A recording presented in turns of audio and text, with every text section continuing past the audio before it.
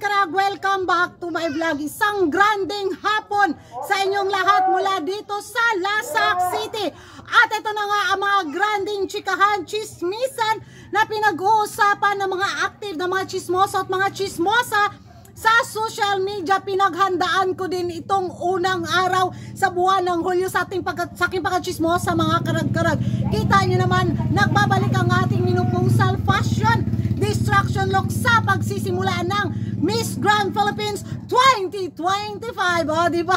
Bigaon kay si Kuragan. Gusto ko yung pa-introduction ng bitaw pa sashing ceremony ng Miss Grand Philippines 2025. I'm a Barbie girl in a Barbie wear. O, diba? Naka-fank tayo ngayon for today's chismis. Hindi ngayon ang Miss Grand Philippines 2025 sa sashing ceremony nila na kung saan nagpatalbugan ang mga kandidata sa kanilang mga pa-pink na pa-outfit.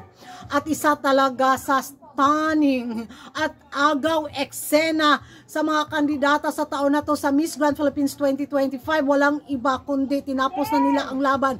Aneta Gomez at Ima Tiglaw. Grabe yung tindig ni Ima Tiglaw mga karag-karag. Ang tangkad, grabe yung katawan, at yung yung aura bitaw niya sa camera, ibang very fresh overlooking. Wala nagminopose look si Ima Tiglaw. Talagang ang bango niya tingnan kanina sa kanilang passing ceremony. Yun yung nakikita ko mga karagara, kasi tinitingnan ko talaga yung ng camera sa kanya. Ay, gwapa man, uy. Wala jud siya na wala bitaw siya na losyang. May laban at ang lakas ng laban ni Ima Tiglaw ng Pampanga sa corona sa Miss Grand Philippines 2025. Nung nagkatabi sila ni Anita Gomez, nasabi ko talaga, ay eto na yung top 2 ko. Wala na. Nasa laban na to. Lumalaban naman ang pambato ng Sambales na si Anita Gomez. Nung magkatabi bitaw sila ni Ima Tiglaw, wala yung umangat talaga si Ima Tiglaw mga karag-karag. At dito nga na humabol ang pambato ng Pampanga sa Miss Grand Philippines 2025 na kung saan sa araw na to nagkaroon na talaga ng official sashing ceremony. Sabi nga nila baka si Ima Tiglaw daw talaga yung hinintay ni Maring Arn.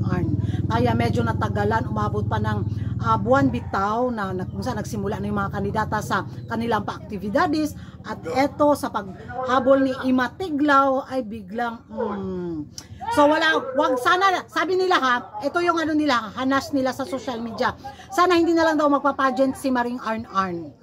Yun yung nila, sabi nila. Kung may napupusuan na siyang kandidata sa corona ba, at kung si Ima Tiglaw talaga yung gusto niyang koronahan, sa kawawa naman yung mga ibang kandidata na sumabak sa taon na to sa Miss Grand Philippines 2025 na wala na rin namang chance.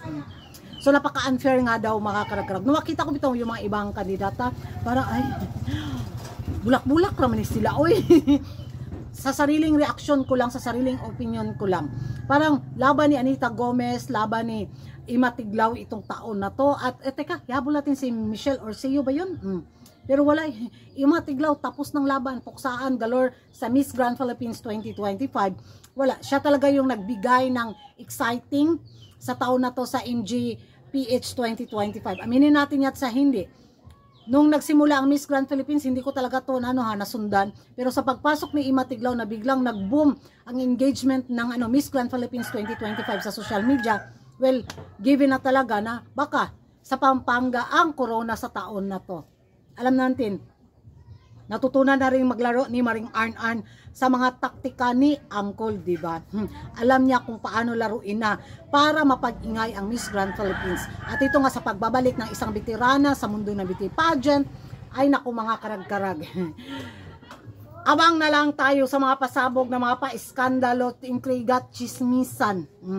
Ano yung masasabi niyo mga karag-karag sa passing ceremony ng Miss Grand Philippines 2025? Sa tingin niyo mga karag-karag, kasado kaya sa corona talaga si Ima Tiglaw sa taon na to?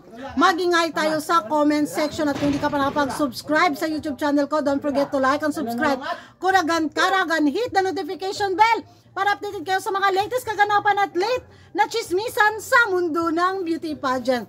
And thank you for watching Miss Grand Philippines Lasak City!